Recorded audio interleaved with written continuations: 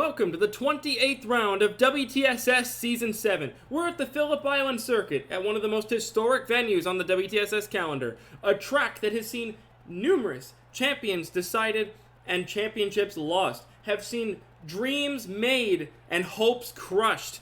This track is unforgiving. We've seen races be decided by simple mistakes in the dying stages, and we've seen races won by absolute, utter perfection across an entire length distance. Formerly around here, we held the season finale at this track on multiple occasions, running a 200-mile event. This season, and last season, we reverted back to a 200-kilometer length around this track, reducing from a 56-lap endeavor to a 45-lap race. There will still be a green flag pit cycle in the mix that all of these drivers are going to have to nail. There are 7 drivers in the championship picture that all have qualified inside of the top 20. The top 5 are all really the main ones in the fight, especially the top 3, those being Chris Louviere, Ryan Reed, and Yuki Tamura. One note across that, though, is that in the top 5, there's only 2 teams that feature across those top 5 positions. Chris Louviere for Maverick Motorsports, the championship leader, and 2nd, 3rd, 4th, and 5th all being taken up by Roush Racing Enterprise cars, with Jake Stavanaugh and Scott Roush also fighting for their first ever WTSS titles in the background of the top 3 fighting main for the championship. Realistically, there's about 12 drivers, I would say, coming into this event that have a mathematical probability of fighting for this championship. And almost all of them have qualified in the top half of the field. Phillip Island has always delivered. It has put down some great, memorable events in the history of WTSS. Let's hope to make another moment in history today as Jeffrey Finguy starts from pole, 45 laps at Phillip Island. Let's get to the start. The pace car comes down into the long, convoluted pit entry lane as they head down to start-finish line for one of the longest straightaways in all of motorsport, especially in Australia. We're green, and Jeffrey Finguy gets a good jump ahead of Patrick Smith on the run down to turn number 1. Can the Finguy Saitomi driver clear into the entry to the first corner? Yes, he will, ahead of the 77 of Smith, and Ryan Reed tries to follow around the outside, but the 77 of Smith hangs on to second place for the time being. Everybody stays well behaved. No 3 wide throughout the whole field, through turn 1 at least. But that's a battle that could have implications on the championship right there. Yuki Tamura versus Ryan Reed for 3rd place. Heading down to one of the most dangerous braking zones on the entire WTSS calendar. Into the right-hander at turn 4. At the hairpin. Do we all cleanly make it through on this first lap? Yes, we do, but 3 wide has been forced by a couple cars. Kyle Bichelia making a double overtake on Roberto Crown Jr. and Ryan Bolden. And back there, Mark Nutt, the reigning champion, as contact is made. Mitchell Mark spins Chonarong Wongsuwa into the side of the 57. And just as I was about to praise Mark Nutt for a brilliant 3-wide pass, he's been spun around into the gravel trap, and they're all stuck on the 28 of Mark as they try to sort their way past the accident site as he's limping back around and has still not gotten back going, and everybody waiting their turn, and now we finally move away from the site at that multi-car incident on the first lap of the race. Meanwhile, back out front though, it is Jeffrey Finguy with a decent margin over Patrick Smith, completing the first lap at Phillip Island as Yuki Tamura chases 2nd. Mitchell Mark, one of those drivers I would say had a mathematical chance still at this championship to at least have a fight, as Yuki Tamura is immediately firing one down the inside on Patrick Smith into turn 1. Big move for one of your main title protagonists, and at the same time, her teammate Ryan Reed loses a position to Sebastian Van Dalen in the 81. Tamura clears for 2nd place on Patrick Smith in a decisive pass at the exit of turn number 1. Oh man, making a pass around Phillip Island in these cars has always not been the easiest, but that was so fast and so decisive from the Japanese driver who's aiming for her first title, and she was so hungry for it, she cleared before they even got down to turn 2.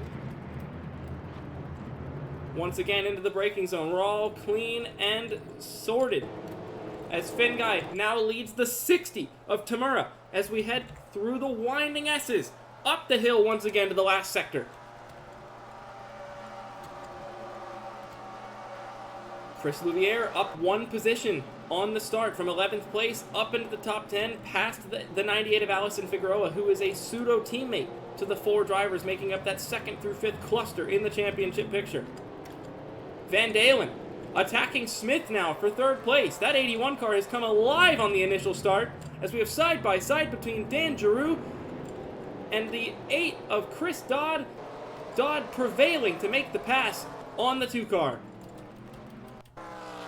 Down the front straightaway, Tamura looks strong, flying towards the back of the 92 now. It's already less than half a second for the lead as the 60 closes in on the 92.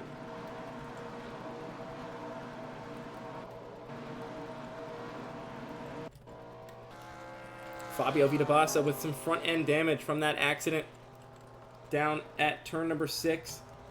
Same with Bobby Frazier. They both got away with pretty moderate damage. Mitchell Mark has almost unnoticeable damage on his 28 car.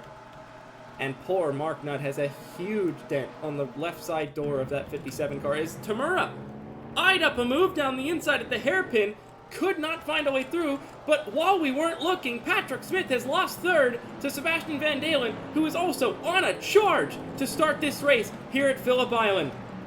Big move by Engritz down the inside on Daniel Voiles as well for the 18th position. Engritz trying to keep his hopes alive in this championship picture. He comes in 7th in the championship after being so ingrained in the title fight in the early half of the season. He clears Daniel Voiles for the 18th position. Once again, Finguy taking a slightly altered line from Tamura through that 3rd to last corner. Tamura, though, looking extremely planted. That 60 car looks to be doing everything she wants it to, and as we head down through the final corner, Tamura down the front straightaway, looking for the move on Jeffrey Finguy on the run to turn number 1, peeking down the inside for the lead, but can't make the move quite yet. And now as Finguy is really going to have to play defense here against the 60 car. The longer Tamura takes, the closer Sebastian Van Dalen in the 81 approaches. And immediately we have 2 takers straight into the pits. Chonarong Wongzawat and Bobby Frazier as Tamura looks down the inside, which is going to switch to the outside at the hairpin. The 60 car's already going for the lead in just 4 laps time at Phillip Island. What a charge to the front. She swings around the outside of the hairpin, and the championship hopeful Roush Racing Enterprises driver has the preferred line at the 2nd hairpin. Yuki Tamura leads at Phillip Island. What a drive to the front from the opening lap on.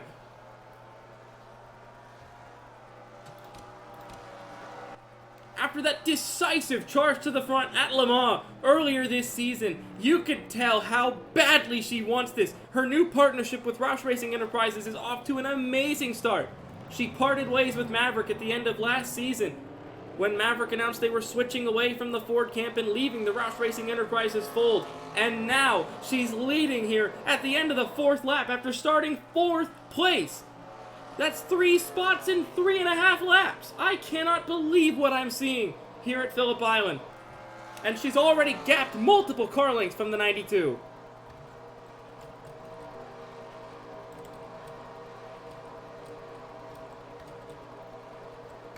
Unbelievable.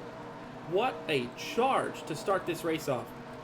And if she wanted to gain some big points on Chris Louviere, she's gaining the maximum that she can now. Mark Nutt also came in for some damage repairs in the 57. So 3 drivers have conceded that they have too much damage to continue on. Those being Mark Nutt, Bobby Frazier, and Chonarong Wongzawat after that opening lap scuffle down at the 2nd hairpin. What a run around the 1st hairpin at turn 4 for Tamura. I can't believe she pulled that off around the outside of Finguy. That is such a good handling race car. Roush Racing Enterprises absolutely nailed it, and you almost have to wonder she didn't win pole simply because the car was set up for race. And that was a big attempt just now, right there, with Figueroa and Louviere, but Louviere holds tough on the preferred line. Tamura leads at Phillip Island. not gapping away this lap like she was on Finn Guy when she first took the lead, but still not allowing the 92 to get back close to her. Some drivers running wide on the exit of this last hairpin, but it almost seems like a driver preference thing. Doesn't really seem like it's a mistake when a driver does that. It seems there are preferred lines from these drivers depending on how their cars are handling. We're now 5 laps through this 45 lap race, and Yuki Tamura is starting to open it up. 2/10 quicker than Finn Guy last time by, and now her confidence will start to grow as she realizes she's the one in control of this race now, as Roberto Crown Jr. fires one down the inside of Tristan Wilhoit, who's trying to cling on to whatever championship hopes he has left in this season. But the 46 looks incredibly tough to be able to hold back as he swings around the outside at turn 2, and even on the off-camber, not preferred line, Roberto Crown Jr. clears the 17 of Jeffrey Finn Guy on the run down to the hairpin. He'll have the preferred line now, even if Wilhoit charges back alongside the 46 here. Finn Guy Saitomi looked to have brought a couple of great pieces this weekend. Wilhoit fights back. We have a side-by-side between William Duncan trying to take 13th away from Hujian, and does so. And Wilhoit successfully keeps Roberto Crown Jr. back at the last. Meanwhile, up into the 10th position once again, back to where she started. Alison Figueroa back by Louviere for that top 10 spot. The championship lead shrinks now as Louviere gives the position up. Meanwhile, Sebastian Van Dalen all over the back of Jeffrey Finn Guy for the 2nd position. And you have to wonder if he's strong enough to chase down race leader Yuki Tamura if he can get that clean air between the 92 and the 60. Down the front straightaway we go. Finn Guy just doesn't look like he has it on the straight line today. They have that thing trimmed out for downforce, it feels like. There is no oomph in that 92 car down the front straightaway, and that's where he is at his most vulnerable, are these straightaways. Speaking of straightaways, one team that has not been very strong on the straightaways is Maverick Motorsports this season with that Subaru power plant underneath the hood. Roberto Crown Jr. once again trying again on the 17, back around the outside at turn number 2. This time he's not as far alongside, and he'll have to concede that he cannot charge that around the outside this time on Tristan Wilhoit. Meanwhile, Nugroho versus Voiles for 19th directly ahead. Nugroho with a great run on the exit at turn number 2. And as we come down to the hairpin at turn number 4, can he clear her on the outside of the 13, or at least put himself in position to take the spot? Not quite. Great inside run from Voiles to keep the spot, but that's going to put Wilhoit on a vulnerable line if he can't clear back down in front of the 46, which he does. Very important that he covered that off. Look at Van Dalen all over the back of Jeffrey Finn Guy. Yuki Tamura just turned a lap faster than anything she turned all qualifying. Down the inside for 2nd place at the final hairpin. Van Dalen putting the pressure on the 92. Look at William Duncan. Ooh, taking that alternate line on the exit of the hairpin. I still get nervous watching that, knowing that one wrong step, you could be off in the grass running that line. Meanwhile, Van Dalen with that straightaway speed advantage on the 92. He's not going to be close enough to charge down the inside into 1, and you have to think that final sector, when he made the move down the inside into the hairpin, he cost himself a chance at a move down to turn 1. Speaking of moves down the inside at turn 1, Alison Figueroa with a decisive pass on Sean Angel to clear the 58 on the run down to turn 2. Angel tries to dig deep back down the inside, but Figueroa covers it off at the last moment. Lots of amazing battles going on today. This might be the most we've seen in terms of passing in a Phillip Island race to date this early on. We're not even 8 laps through this race, and we've seen so many good battles so far. These guys are putting on a show for us. Cale Tescar Jr. for 25th on Chris Dodd down the inside. These two battled tooth and nail for the season opener race at Canadian Tire for the victory. Tescar has ultimately still managed to find a way to get a career win under his belt at Fakisa Freeway. But man, oh man, was he putting everything on the line to try and beat the seasoned veteran and seasoned former champion at Canadian Tire on his series debut, but he ultimately fell short in the end. Dodd, though, has struggled to find pace ever since that season opener victory. Finn Guy barely hanging on ahead of Van Dalen as they round the final corner. This could be the moment where the 81 car finds a way past the 92. Down the front straightaway we go. A lot closer this time to the back of the 92. Almost surely going to peek out into turn 1. Yes, he will. Van Dalen inside on Finguy into 1. The 92 so strong on the corners, though. Keeps the spot from the Seat driver, at least for now.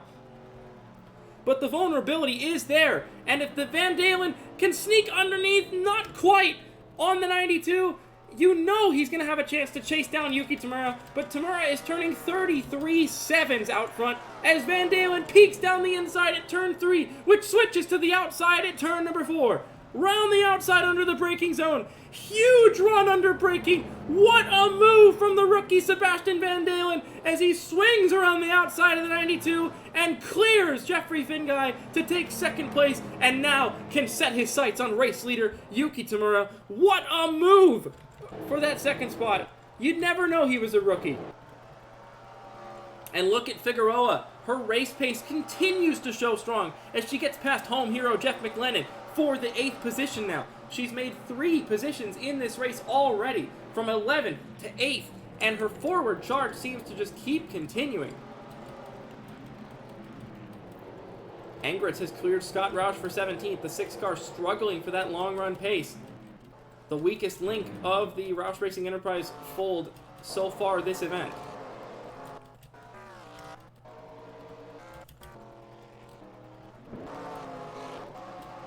Down the front straightaway once more. Van Dalen now opening it up to try and chase down Tamura, who turned a 33.9 last time by. Will we see any daring moves down the inside at turn 1 again? Looking likely. Arnie Nugroho peeking on Daniel Boyle, same time. Crown Jr. on Will Hoyt. These two still fighting for that position for 21st place and for 19th place, and both battles end in a clear by turn 2, maybe not. Nugroho does stay ahead of Voiles, but Will Hoyt digging absolutely everything out of that car to keep alongside the 46 of Crown Jr. Preferred line through turn 3, which switches to the outside lane if he can't clear by the time they get to turn 4, but he does. Tristan Wilhoit showing all of his experience against the rookie Crown Jr. to keep the spot once more, as we have another move from Allison Figueroa up to 7th now on Eugene DeMax. What a charge from this rookie.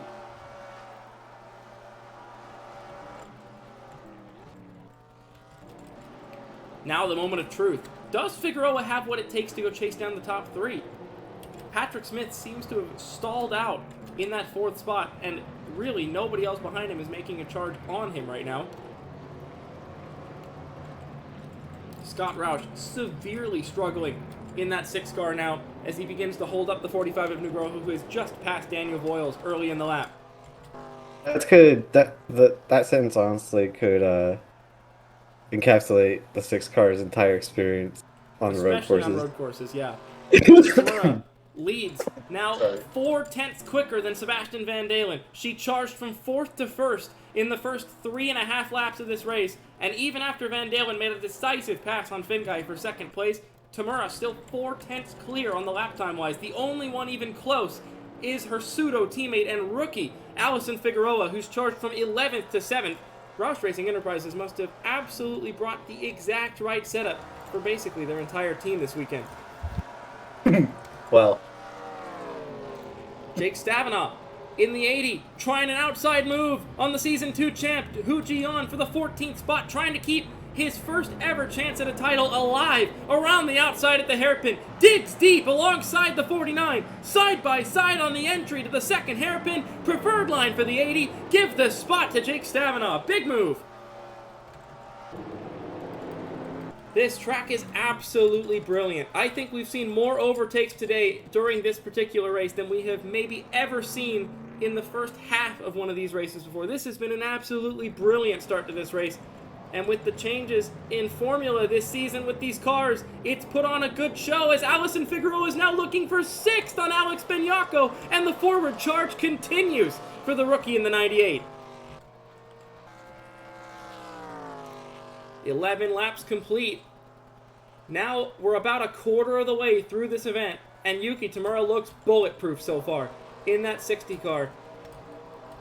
But that's the crucial moment right there. Looks bulletproof. We saw what happened at Calder Park. Absolute heartbreak. She said she's not going to get over that one for quite some time, and if it ends up costing her the championship, she doesn't know what to do with herself when she knows it was not out of her control completely.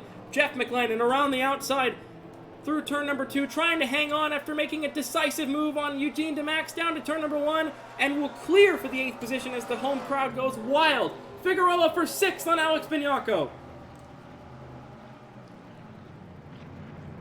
Round the outside at the hairpin. This has been a very popular move today, especially from the drivers under the Roush Racing Enterprises fold. She hangs on, side by side, preferred line now for the 98. 6th place for Alison Figueroa. There's another one. Crown Jr. has finally cleared Will Hoyt, but is now under pressure from Daniel, is now trying to pass Daniel Voiles in the 13th. Voiles fighting back on the inside of the hairpin, though, side by side up through the S's towards the hill. And they're going to encounter that 6 car of Scott Roush very quickly. Negropo finally got through on the 6 car. Yes, he did. This lap, it looks like. A much better lap from Van Dalen last time by, but even then it was still a 10th and a half off of Yuki Tamura's lap the previous time around. 34.3 for Tamura. What are we seeing from Van Dalen? 34.5. Still another 2.5 tenths lost that lap to the 60 car.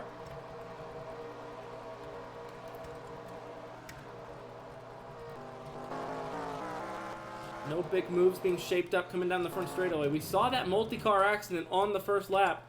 Mark Nutt, Bobby Fraser, Chanarong Wangzuat, Mitchell Mark, and of course Fabio Vitabasa, all the drivers involved in it. Side by side, Voiles once again on Crown Jr.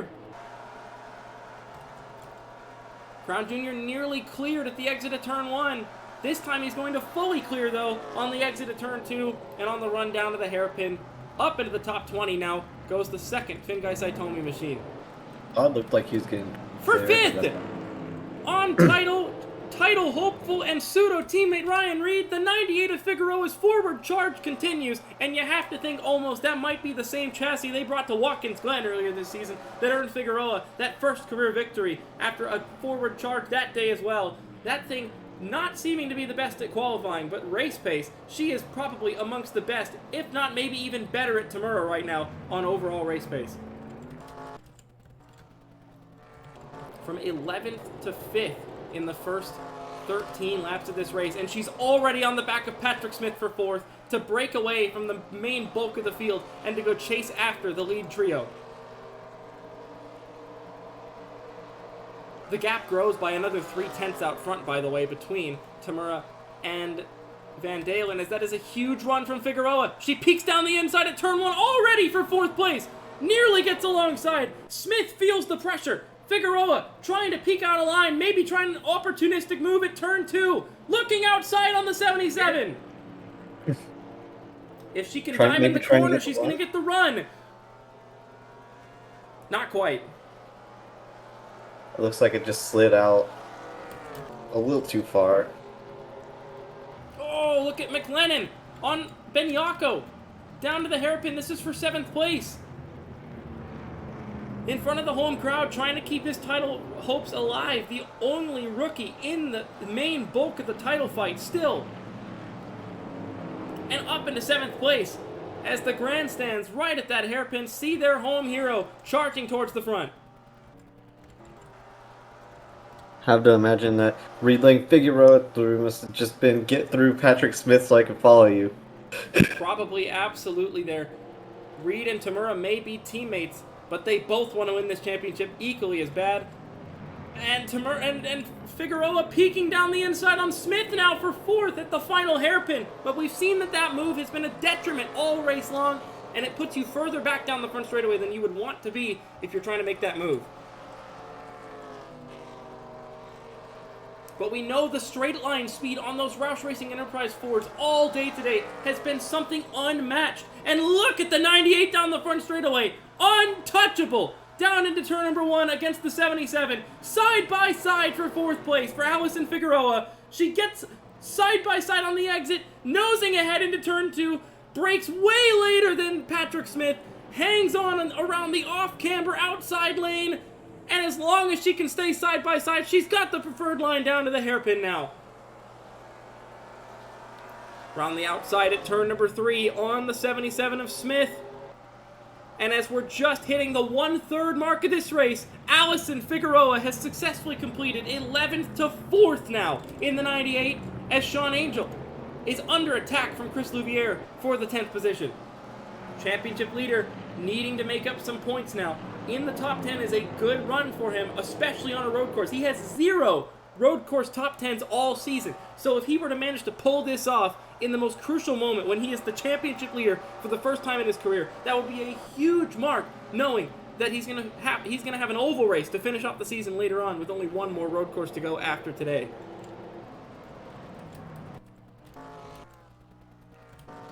Tamura bled 2/10 to Van Dalen, but I almost wonder if she's managing her pace now. 34.3 is still a very solid lap in comparison to the rest of the field. Van Dalen, though, absolutely pushing like hell in that 81 car. 34.4 for Tamura that time. Now the question being, yeah, no, she has not burned her tires up. Van Dalen also does a 34.4. There is a bit of a fluctuation in pace. Figueroa is the fastest car on the racetrack, that time by. Fastest in the 4th position. Brilliant. Well, when you get 3 seconds out, it's really... you're really able to manage the gaps a bit. And save your stuff. Here comes Wilhoy on the inside turn 1, though. Wilhoy on Voiles. These two have history in the WTSS. The Season 2 finale comes to mind. Voiles doesn't even fight it, and now might be under pressure from another former season champion, Chris Dodd in the 8. Dodd unable to get alongside there. There's a move. Louviere on the charge still, round the outside of the hairpin on Eugene DeMax. The Season 3 champion is unable to defend on the inside lane. He gets thrown onto the off-camber outside lane for the next hairpin. Give the 9th position to Chris Louviere, who has really found something on this long run. When something like this is on the line, you tend to find something a little extra to push through, even when this is not your forte. This might be one of the strongest classes of title contenders that we've ever seen in the WTSS. It has been an absolute battle of complete haymakers amongst 7 or 8 different names throughout the entire season. Sure, Ryan Reed led the points for almost 2/3 of it, but that doesn't mean he had anybody pressuring him behind. He had so many drivers come so close to taking that point lead from him. One of them was Jeff McLennan, who almost became a rookie point leader for the first time this season back at Martinsville, but missed out by 3 points. But look at the charge he's got coming down the front straightaway. Reed does not seem to have the same oomph down the straightaways that his teammates have been able to pull all day. And McLennan peaks down the inside at turn 1, but is unable to carry the speed on the entry to stay alongside.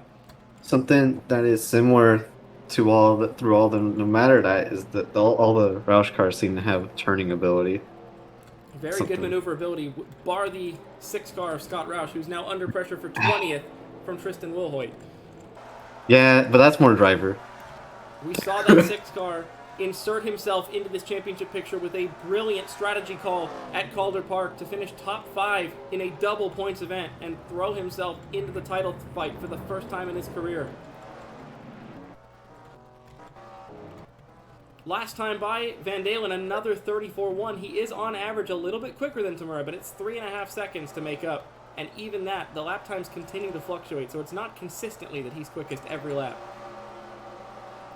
Duncan clears for 12th place on Takeda in the 50 car, and Logan Hill has cleared Huji on a bad lap for Crescent Enterprises. Both of their cars losing a spot, as Wilhoit has also got Scott Roush as well. Lots of moves going on as Dodd got Voiles. At this point, all that 6 car probably trying to do is just hold up everybody so that they don't get through, because there are some title contenders, I'm pretty sure, behind him. Yes, there are. Yuki Tamura, 34.7. 34.4 for Van Dalen. Has she hit the cliff on her tires? Has Van Dalen been more gentle on his tires and maybe starting to edge back towards the 60 car? We'll have to find out shortly. But another great lap from Figueroa means that in just a couple laps' time, she's going to be right on the doorstep of the 92 of Jeffrey Finguy. Oh! McLennan threw it into turn 2 to try and get alongside the 90, but he overshot the corner and nearly clipped the left rear of the 90 of Ryan Reed. On the exit of turn number 2, though, has the traction off, pulls alongside at turn 3 for the sweeper. Can he outbrake the 90 of Reed into the hairpin? Reed with a good entry. McLennan trying to dig deeper on the outside. Nothing. That 90 car still got good mid-corner speed.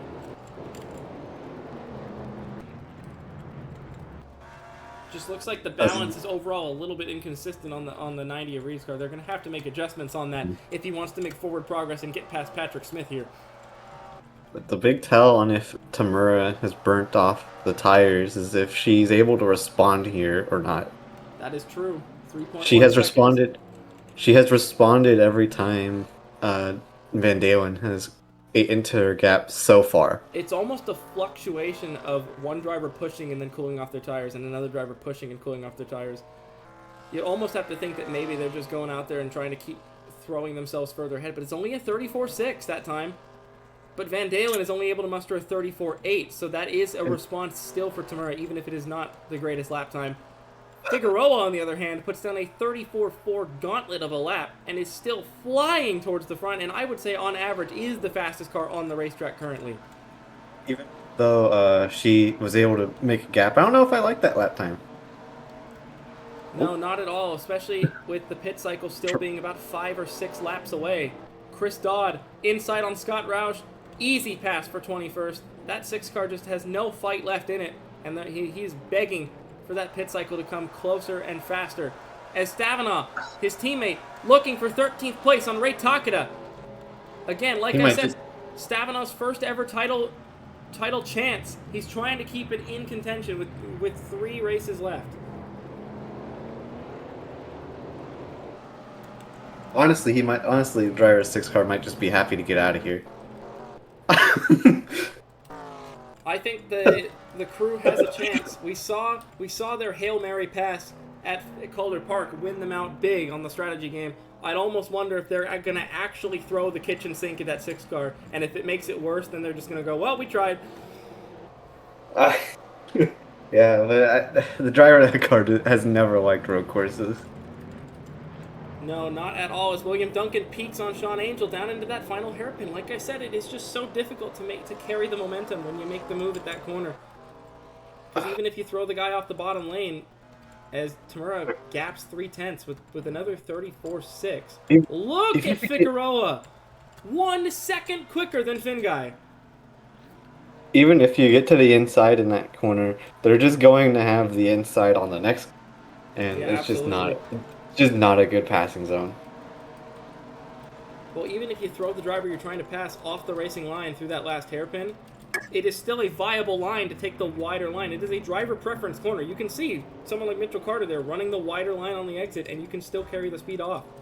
It's whatever your car handles best. Reed defending from McLennan, who's all over the back of the 90 once again. He's trying to make a pass on the 77, but he can't with McLennan all over him. Yeah, Reed already is struggling enough to make that move on Smith, and with a car attacking him, it's nigh on impossible. As William Duncan around the outside of the hairpin, Stavanaugh around the outside of the hairpin. Are we going to see a double pass take place here? Duncan up to 11th place on Sean Angel. Jake Stavanaugh up to 13th on Ray Takeda.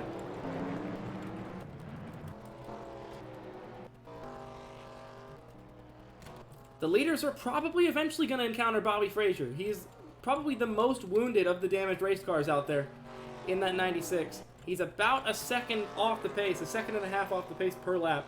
It's not going to be within the next few laps, but it will be probably by the end of this race. They'll have to encounter at least a lapped car in this event.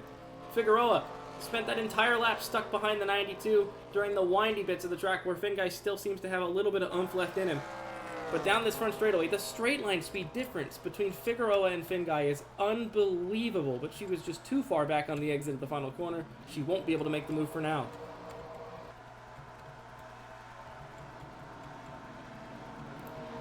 No immediate moves down to turn number 1. Nugrojo's eyeing one on Engritz, but he's too far back. Might be the first lap this race where we didn't have a single person attempt a move into turn number 1. Figueroa on the attack on Finguy once again. Can she peek to the outside at the hairpin? Finguy does not leave a car's width. Make sure that she can't pull it off. She even still tries anyways. That's that rookie spirit of not wanting to give up, even if there's a 1% chance of that move working. McLennan on Reed, tries again around the outside of the hairpin. Stronger this time. but Reed just barely keeps him back, but compromises his entire corner as he loses a bit of a gap to Patrick Smith as a result. Bit of a crab bucket mentality going on. Yeah, just absolutely. Pulling each other back and allowing Patrick Smith to continue to build a gap from them. Angritz They're not gets careful through on Hujian. Yeah, you got to realize that is another rookie, just who has nothing, who feels like he's got nothing to lose and everything to gain by making any move he physically can on the car ahead. Yeah, and of course. Reed either needs to just let him through, or which would be really hard for him to do because that's a title rival still. Or you gotta make the pass. Like it's easier to say, but they're gonna lose Patrick otherwise. Yeah, I mean, Jeff thinks he's faster, so he's Oh yeah. Well, that has been Jeff McLennan's mentality all season: is go for any move physically possible if it presents itself, and he obviously is showing that is still the motto. With just 3 races left and a long shot at the championship now that he has to overcome with any passes he can make. Yeah, definitely in this race, this is the best he's looked in a little while. And he peeks down the inside on the exit. Better exit for the 87. Side by side with Ryan Reed, trying to take the 6th position. Inside at turn 3, switches to the outside at turn 4. He's going to be alongside. Reed tries to cover it up and barely squeezes over in front of him. Almost getting hooked in the process. McLennan had to brake extremely early as teammate William Duncan flies down the inside of Eugene DeMax to try and take 10th position away from the Season 3 champ. When you go through that corner single file, you are able to drift it out a little bit, but when you're side by side, you can't really do that. Duncan actually manages to hold it around the outside off that off-camber exit, but ultimately has to give back way. But man, the long-run pace on pretty much every Maverick Motorsports car in this field is unmatched only by the Yuki Tamura and Allison Figueroa machines, who Figueroa has finally cleared Finguy for the 3rd spot, and the driver who started at 11th place continues her forward charge as the pit cycle begins here at Phillip Island. Yuki got caught out. Wow. Unless she wanted to stay out. I'm sure you want to stay out. With a just over 4.5 second gap, even if she loses a 1.5 seconds from everybody else having fresh tires on their outlaps, it's still a 3 second gap after that 1.5 seconds lost. I feel like they can afford to do a 1 lap overcut because then they'll have 1 lap fresher tires on the rest of the field after the cycle. Will Hoyt stays out as well, and he's a driver that needs to try something different from the rest of the field, so he's going for it. As well. That fresh air might be good for him. Yes, he will. He has been making a forward charge all race. Buschelia and Shepard as well. You gotta also think that a busy pit lane is going to be good for drivers who are staying out, who are maybe buried right now. Whoa! Calamity like that. Clustering up at the exit of the pits. Here comes McLennan, right up to the back of Reed. Can he make a move down to turn number 1? They're all battling out of the pits on cold tires. What? That was best chance he had all race to get through on Reed. And Reed on the dirty marbles on the exit of the corner with cold tires tries to fight it, stays side by side with the 87. Exit preferred line for McLennan. Door to door. Duncan on Louviere as well. Battles all over the place. Out of the pits. McLennan tries to clear through turn number 3 to squeeze across the 90 and does. Up into the 6th position now for Jeff McLennan as Louviere continues to try to fight teammate Duncan right behind as he chases Reed as well. Almost exactly what Reed did to him a few laps ago. Wow, yes, exactly what he did. He pulled the same defensive maneuver. And now this will be the moment of truth for the rest of the drivers into the pits. Tamura in for 4 tires. I would say there's not going to be a soul out there of the only 5 drivers who stayed out an extra lap that are going to go any further. It is a difficult ask to even do a 1 lap overcut because of how much time you lose on that 1 lap overcut. But Tamura had such an advantage, she could afford to do the 1 lap overcut, get that 1 lap fresher tire set, and still come out ahead of Sebastian Van Dalen, who is a lot closer as you can visually see, but not going to be able to get the 60. As Buschelia and Will Hoyt battle their way out of the pits here. I was say before the pit cycle, I am keeping my eye on Allison Figueroa. Yeah, she has had a charge through this field. She is probably the most impressive on the long run, at least in that first half of the race. And that was a huge, huge strategy from the Maverick crew, as I think Hujian has had a collision in the pits, rear end damage for the 49 car, which may help Tristan Wilhoit hang on ahead of the Crescent Enterprise machine out of the pits. Even on cold tires, he's hanging on. The downforce compromised on that 49. And I believe the driver that collided with her is the 45 of Arnie Nugroho. It's such a tight pit lane. We've seen collisions in the past here, and Wilhoit does get the spot, and now puts himself within a shouting distance of a top 15 in this race after starting outside the top half. That was the advantage of staying out I was talking about. Less hectic pit lane. Yes, it is. And there it is. Tamura has finished her cold tire lap, and even with Van Dalen on fresh tires, I think the gap has only shrunk by maybe a second or maybe half a second. It is not a huge gain from Van Dalen. And Yuki Tamura now finds herself on the preferred strategy with clean air ahead, and already was faster than Van Dalen before the pit cycle. We saw this monster get unleashed at Le Mans when she charged her way to the front from 10 seconds behind to score the victory there. We know what she's capable of on these road courses this season. Her and Roush Racing Enterprises have been in absolute harmony this season with their setups and strategies. And Tamura now, the gap 2.7 seconds. It shrunk by 2 seconds, but now she's got fresher tires than Van Dalen. Van Dalen turning, I think that's the second fastest lap of the race, though. That is a huge lap from the Seat driver. McLennan turning what looks to be the third or fourth fastest lap of the race as well. As Reed is trying to hold off William Duncan now, the 90 car still looks to be vulnerable even after the pit cycle. They must have not found whatever was holding him back, and now the Maverick driver's right behind attack.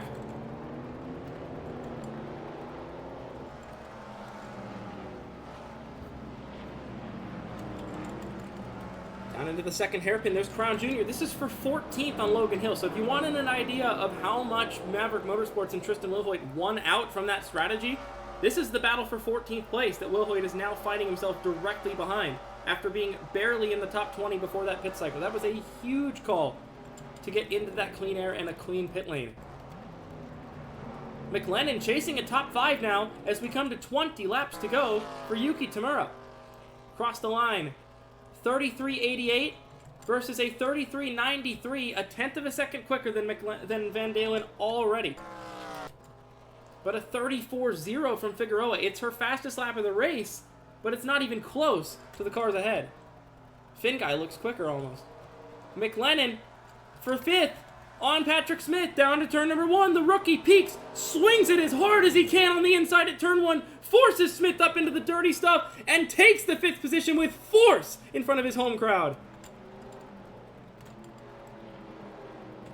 Might be able to retain here the point, or might be able to gain here on the points, I mean. Yeah, that would be a huge moment. He is already ahead of teammate Chris Louviere in this race. That would be a points gain nonetheless, and it could help him stay in contention coming into the last 2 races. Meanwhile, William Duncan attacking a vulnerable Ryan Reed, who is just trying to hang on to whatever position he can hang on to before the end of this race.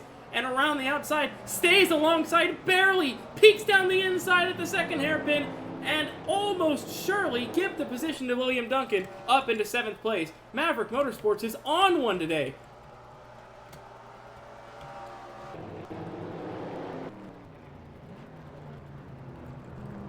I don't think the kitchen sink worked at the 6th crew. He's now even further back than he was before. I know I'm being harsh again, but they need a whole new driver in that car for a road course. You'd almost think they'd be lobbing to the WTSS for a shared drives throughout the season. One driver does the road courses, one driver does the ovals. That's a Pandora's box. That would absolutely be, as Yuki Tamura loses a 10th to Sebastian Van Dalen. The gap down to 2.6 that lap. Not anything to panic about, but something to note. Van Dalen is managing to find time.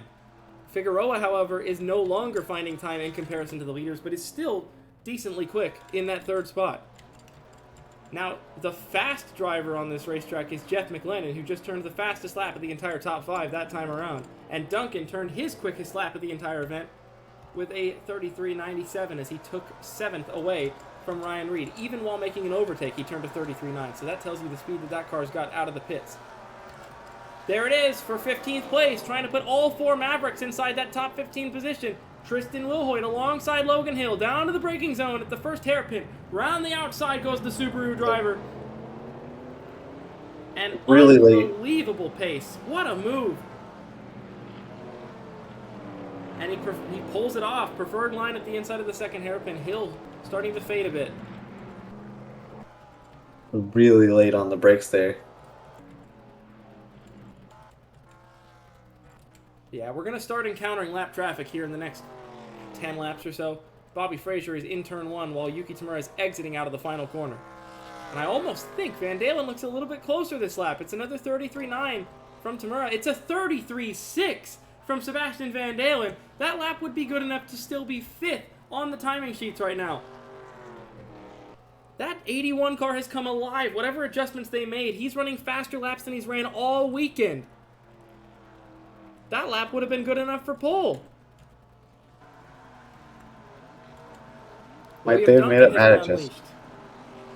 I think they made a good adjustment on the 81, yeah, for sure.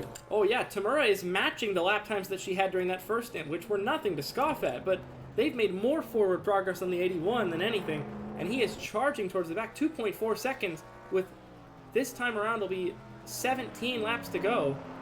Oh man, I don't know. It's gonna be a task, I think, if Tamura continues to keep losing ground like that.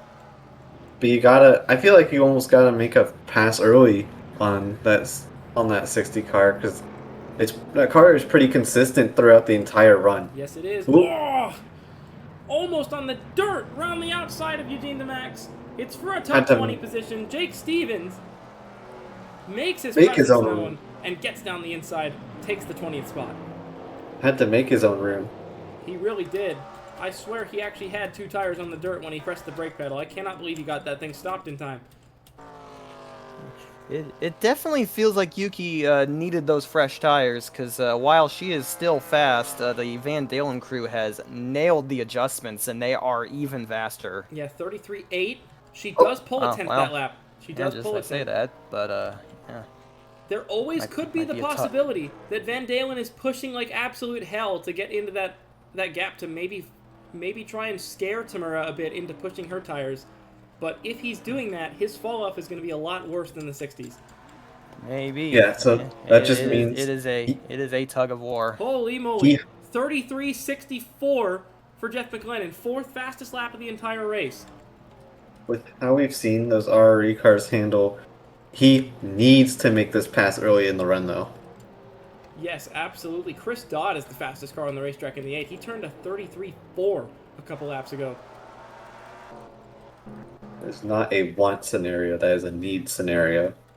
McLennan knows that the win is out of the question here. He's not going to gain 16.5 seconds in 15 laps.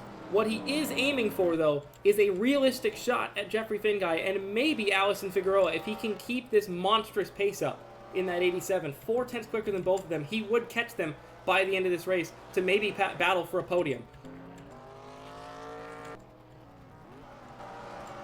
That is something you really have to learn. It is not something that is just given to you off the bat. Is the patience and the understanding that not every battle is winnable. And he probably, at this point, has to realize, I'm not going to win this race, but I can sure as hell get as close to the lead as I want and try to get. Because if I do so, I have a chance at more points in this championship picture. That is something that you can only get through developing the maturity yourself. It's not something that can just be given to you. He hasn't thrown the car off the track yet, so I would say, for now, he might understand that. No, I have to say, I'm impressed by the composure of this field. It is a very real thing that has happened in seasons past around here, that on the exit of turn number 2, you just get a little bit wide up into those marbles and go off into the gravel. We watched season 1 here, Jack Halleck losing the race from a surefire home victory by throwing himself off into the gravel with just 2 laps to go in that season's race. And that was what started the absolute notoriety of Phillip Island as being a treacherous racetrack in the WTSS, as William Duncan attacks Patrick Smith for 6th place as his forward charge continues.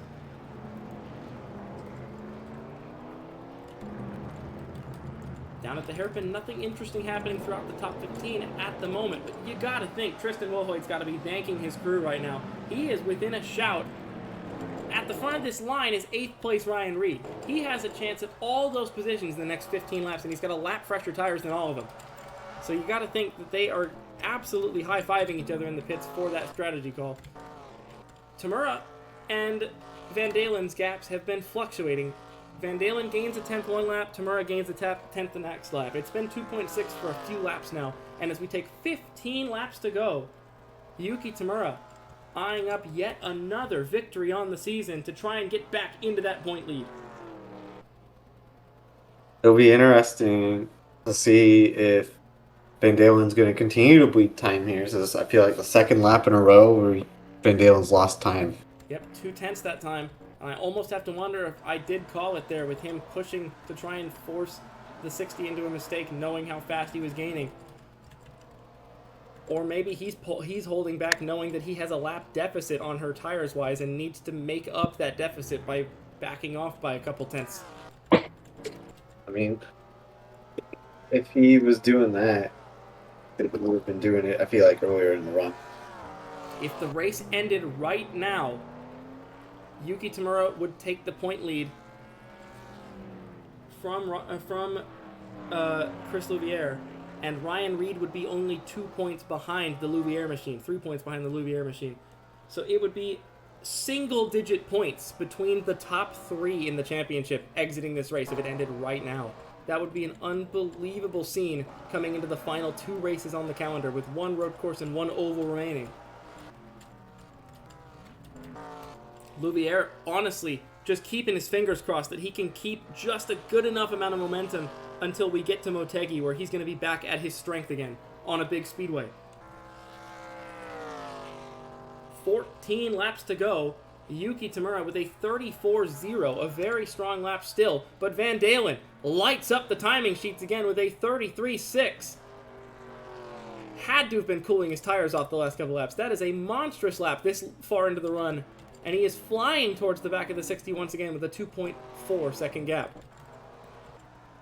And like I said, McLennan not giving up on chasing down the Figueroa and Fingai machines.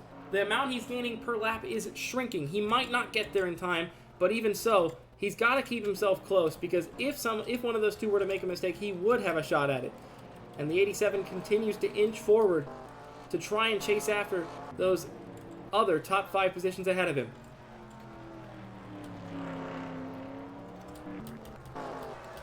Oh, here comes William Duncan. This is for 6th place now on Patrick Smith. Smith covers it off barely down into the hairpin.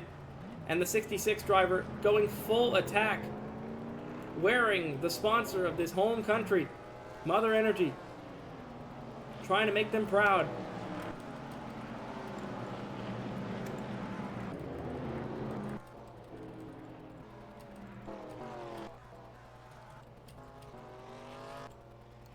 Right now, Lynn.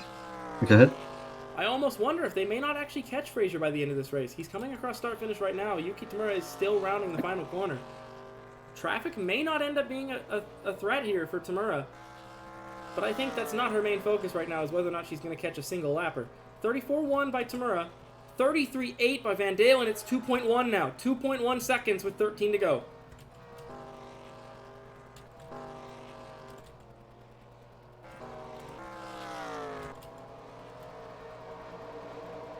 I think Duncan's big difficulty in passing Patrick Smith right now is the straightaway speed deficit Maverick have had all season long. And even with the much better handling and much better cornering abilities by that 66 car, if he's not close enough down the front straightaway, he's not going to get that run down to turn 1, and ultimately he's going to have to work extra hard to make passes on this 77 car. He's made a good charge so far from the pit cycle, but it's going to have to be driver skill that gets him this position and not engine power.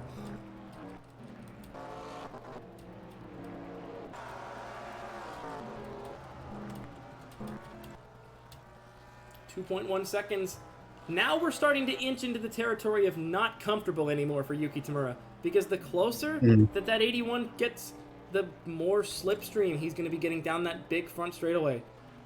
You don't think about it. These cars don't generate very much dirty air, if at all. They're just big, bulky stock cars. And so that 60 car is going to be punching a hole in the air down the front straightaway that gets bigger and bigger the closer the 81 gets. And if Tamura cannot get her lap times back on track, it's going to be sooner rather than later.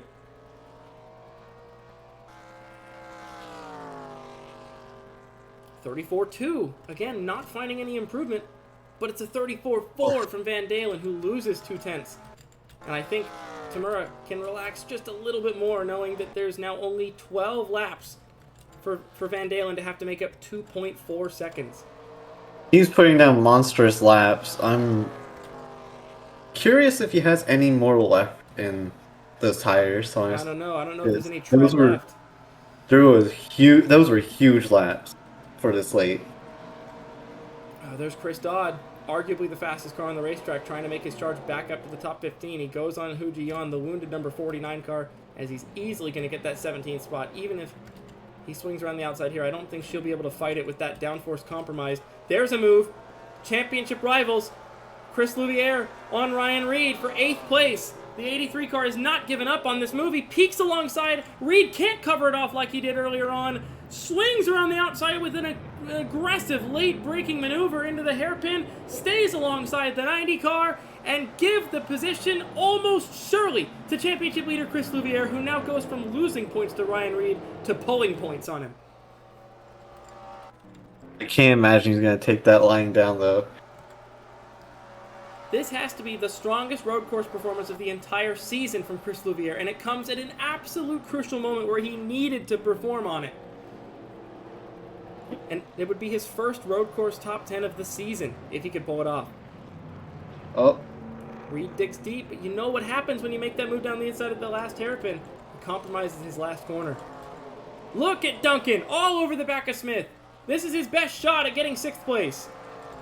And the gap shrinks by half a second. Tamura loses to Van Dalen.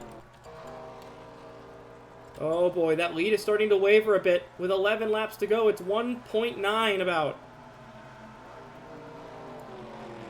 This race is far from over. Oh, look at Duncan digging deep through turn number 2, trying to get a run. By diamonding the corner, he's not going to do it. He swings himself just a little bit too wide to carry the momentum. But Louviere now on a forward charge. Look at Jake Stavinaugh. Stavinaugh trying to crack the top 10. He's not giving up on his title hopes. Not at all. The man 4th in points coming in. The best he's ever done in the WTSS season. You could almost think his seat was on the line 10 races into this year. And now a championship trophy is not out of the question, given a couple different circumstances may be playing in his factor in these last 3 races.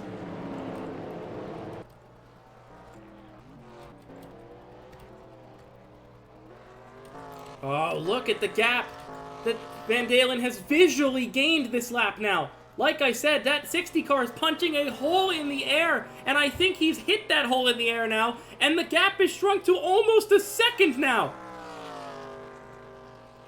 10 laps to go at Phillip Island, and we go from 1.8 to 1.1. 7/10 gained. Van Dalen is lighting up the timing sheets, and Tamura is struggling to find the speed, and that lap that she overcut may have been exactly what she needed to even have a chance at keeping this 81 back.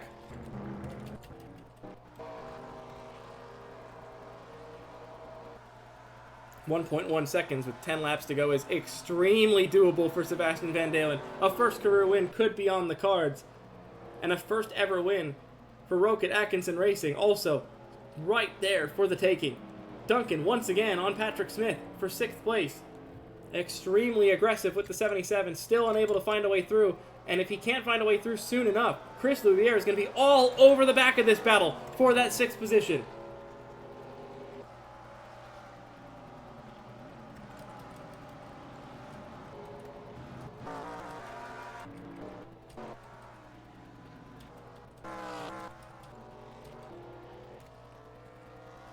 Under a second. It's under a second, surely. This is unbelievable. Tamura has completely fallen off a cliff, and Van Dalen's tires appear to be aging none. He is only a 10th off of his best lap all race, as we're approaching over 12 laps into this run now. Tamura struggling for grip. She just can't find it. Whatever they did on that 81 is working, and whatever they did on the 60 obviously didn't do anything to help. So another 6/10 gained, and Sebastian Van Dalen is all over the back of Yuki Tamura for the race lead at Phillip Island. And what was a 2.1 second gap 4 laps ago is half a second.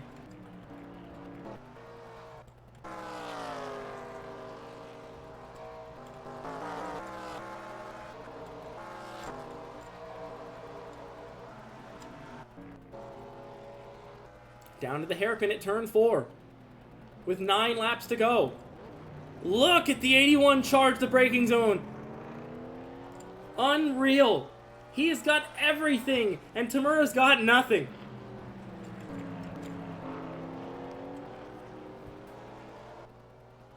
Is there anything left in the tank that Tamura possibly has saved for one last push?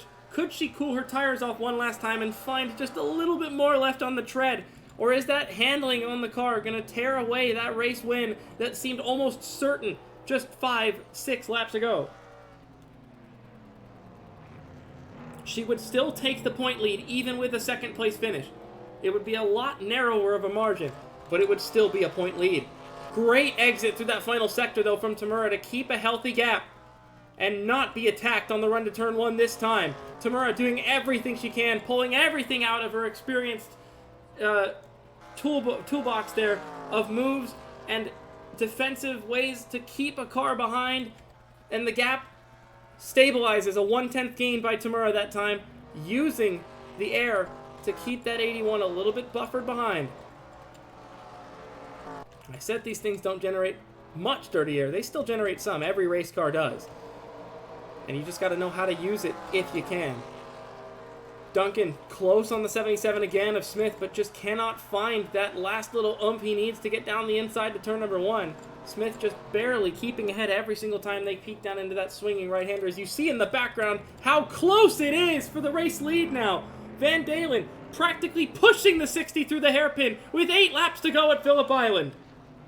This is turning into an absolute all-timer today here in Australia, in what is the third to last race of the season, and you have to wonder if this track was still a season finale, how much more thrilling this could possibly get.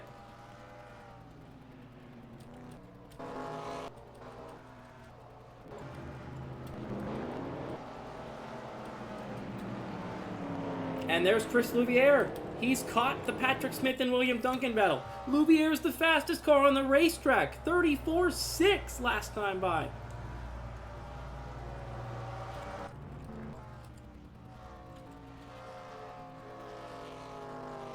Van Dalen, this is the closest he's been down the front straightaway. It's still not within striking distance, but it is there. He is closer. Under half a second now on the run to turn 1. 6 miles an hour. Speed advantage into the corner into turn 1. The slipstream just punching a hole in the air.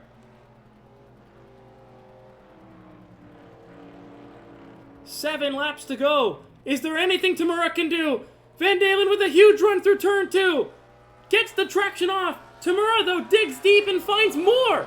Somehow, some way, as we head down to the hairpin at turn 4. Can Van Dalen make a dive bomb move? No, he won't. I almost think he has to be patient right here. Making a brazen move down the inside could not only risk a collision, but also scrape away at those tires that he has taken much better care of than the 60 car. Again, battle for 10th. Jake Stavinaugh trying to crack that top 10. On Alex Bignacco. Louviere, now on Duncan. Can't find a way through. Van Dalen and Tamura, it's just them. It's 10 seconds back to third place Figueroa. Differing lines through that last hairpin. Tamura using everything possible in her memory bank to try and use that advantage to keep ahead of the 81. This is the closest they've been through the last corner, though. It's surely got to be less than .467 now. Down the front straightaway, coming to 6 laps to go here at Phillip Island. I just saw a lapper on the horizon. Yes, Bobby Fraser may actually get caught after all, and it might come in the most inopportune timing, while the leaders battle for the win in the dying stages of this race. Yeah, that could doom Yuki or be the reason she wins. He's a minute 26 back with 6 to go. They would have to gain almost 8 seconds. I don't think they're going to get there. I really don't even think they're going to get within the slipstream of the 96, as long as he doesn't make his own mistakes that drop him further back. I think lap traffic is going to stay out of the question without intervention from anybody else. Every single time, he is so strong into the braking zones in these hairpins. He gets right to the rear spoiler of that 60 car, but it's the acceleration off the corner that's keeping Tamura alive. Every single ounce of finesse in that throttle pedal is being used by the 60 driver. Sweeping through the S's, up the hill we go. Closest Van Dalen has been on the run up to the final hairpin. Oh, he can almost peak right here. She's going to give him that inside move! 6 laps to go! We know that move's not opportune, but can he try something different and maybe manage to make it work? I don't think so, but he gets the momentum off! Has he pulled it off? The switchback to get the momentum to the last corner! The closest he's been! Does Sebastian Van Dalen have a chance down the front straightaway? The acceleration from the 60 pulls her back ahead! Is it enough, though? Down to turn number 1, 5 laps to go at Phillip Island! He peeks inside! Tamura keeps it for the time being, but the gap couldn't be any closer to being lost as he peeks outside into turn 2. Van Dalen flying on those tires, trying to swing around an impossible move on Yuki Tamura, and Tamura hangs on as the overzealous rookie is desperate for Karoo in number 1 at Phillip Island. Every point matters in this championship. We've seen WTSS titles come down to single-digit points. We've seen races get decided by single positions.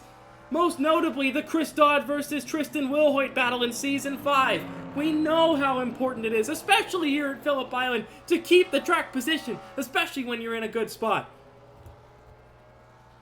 I almost wonder if Van Dalen overheated his tires a bit with that hard of a push on Tamura down into turn 1 and into turn 2. He's had to back off a bit this lap, but look at how hard he's already charged back. She's going to give him this inside every single time. Yeah, it's like he has absolute and utter freedom to do what he wants to the tires, and they just listen to him. Tamura is hanging on for dear life. She's a second off of her best lap now. The dogfight continues down the front straightaway. Tamura with about the same gap as last time. Mitchell Carter's got a flat tire. He comes into the pits with 4 laps to go. Peeking inside again. Not able to do anything with it.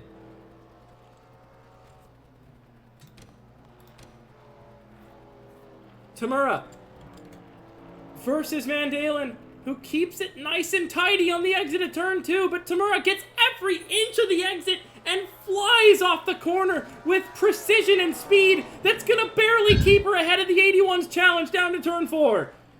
He was looking for a move there.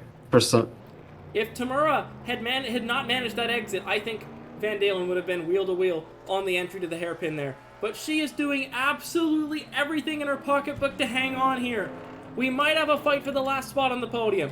Finguy has caught Figueroa for that 3rd position. McLennan is still absolutely soaring, but he's not going to get there in time and might just have to settle for 5th, as William Duncan finally has gotten alongside the 77 of Patrick Smith, swings around the outside into the hairpin at turn 4 with the preferred line now on the run to turn number 6, and William Duncan finally cracks 6th position as we see Tristan Wilhoit, his teammate, dealing with the lapper of Mitchell Carter coming out of the pits alongside of him and almost costing him a position to Roberto Crown Jr. Yeah, like, Yuki's gonna be fighting this like her life depends on it. As far as the championship's concerned, it might. Every point matter. She's 16 points back. Every point matters. This is the biggest gap she's had in the last 5 laps or so across start-finish. That is important. Yeah. She's not going to be challenged this time into 1. She can breathe easy this time and just focus on her lines and not have to defend. Yeah, both Louviere and Reed are in the top 10. She's going to gain points, but it's going to be very tight between the top 3. And, yeah, every point can make the difference. If Louviere gets Patrick Smith, I think he might retain the point lead. Back to the lead, I thought I saw the 81 trying a move. Van Dalen peaks on the exit. Tamura almost giving him a car's width, but swings across before he gets a chance to outbrake her. The gap has never been closer into the hairpin at turn 4. Van Dalen almost shoots up the racetrack. He got a little bit tight there in the wake of the 60 car, but he is just absolutely pushing through every ounce of dirty air that 60 can dump on him. This is going to be important for Louviere. If he can get close enough to Patrick Smith to make a move, this would be a big moment in the championship right here. Forward progress is forward progress, regardless of what position it's for. And there's Wilhoit trying to defend back from Crown Jr., who's trying to get 14th back as they still deal with the lapper of Mitchell Carter in the way. Look at how close Van Dalen's pulled it into the final corner. This would be the closest he's been if he doesn't miss the final turn. Tamura has never faced more pressure in this entire race for the race lead than right now. She's going to have to defend with her entire life on the run to turn number 1. Straight line speed advantage, peeking inside into turn 1. Sebastian Van Dalen tries to get alongside the quarter panel of the 60. Can he late break into turn 2? Into the second turn, peeking outside. Tamura digs deep and holds it in the middle of the racetrack to stop his advances, but now she's put herself vulnerable on the exit. Down to the hairpin at turn 4 for the second to last time. What does Van Dalen have left in that 81 car to try and make a move at any moment possible on the seasoned veteran Tamura, who hangs on once more, and she's only got to do that for one more lap? We've seen passing made so easy today. This has been a record breaker for race passes throughout the whole field today at Phillip Island. So to defend this hard for this long with that much of a tire disadvantage would be an absolute all-time career victory for Yuki Tamura, as she takes a slightly altered line to keep ahead of the 81 and try something different to maybe build a gap onto the front straightaway for the last time. It almost looked like Van Dalen almost threw it off the track. He is throwing everything at the 60, but he might have overthrown it. Coming down to the white flag this time by. Into that last corner. It's just these two. No one separating them. Driver v driver. It's all down to this. Rookie versus veteran in the sport. White flag for Yuki Tamura. 1 lap to go with a sizable gap on Van Dalen in comparison to previous laps. But what an entry into turn 1. Carries nearly 5 miles an hour more than the 60 through turn number 1. Down to turn 2 we go. Tamura taking an altered line than what we've seen from previous laps. She's trying something different to get that advantage to stop the 81 from being able to make a run down to the hairpin. And it looks like it's worked. I almost wonder if Van Dalen's ran out of steam at the last possible moment. He was charging really hard there the last part of the run. Has Tamura saved one last gasp?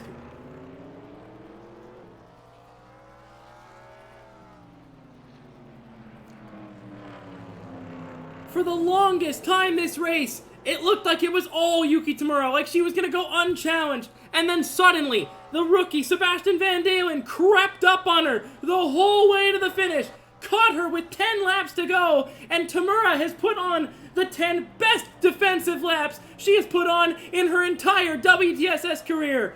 Most of her career wins have been complete runaways, but this one she had to completely earn through guts and determination to get the maximum amount of points to charge back towards the championship lead. Regardless of if she leads first or second out of this race in the championship standings, all we know today is there's no one hungrier than Yuki Tamura in a title fight down the front straightaway. 4th win on the season for Yuki Tamura at Phillip Island. What a drive! Wow, that might genuinely be one of the best defensive performances I have ever seen. McLennan comes just 2.5 seconds short of catching the podium, but a top 5 in front of his home crowd is what he needs to keep his title hopes alive. One of those laps, to me, Van Dalen looked like he had the run, but Yuki on the exit of the turn the 2, I think, Yeah. Backed it up a little bit and made him check up. Yeah. That was like Louviere comes amazing. home in 8th. Ryan Reed comes home in 9th. They still salvage very good points days, the both of them. Stavanaugh hangs on to an 11th place. Sean Angel's 12th. Tristan Wilhoit, brilliant strategy call from Maverick to get him up from 21st to 14th. And then the rest of the title contenders that had not the greatest days. Shrimp Angrit's back in 25th. Scott Roush, not much better than 27th. He's fallen completely off the back of the field by checkered flag. Alex Constantine had a mathematical chance coming into this race. I don't know if that's going to stay the same now with 2 races to go. But Yuki Tamura drove an absolute brilliant race.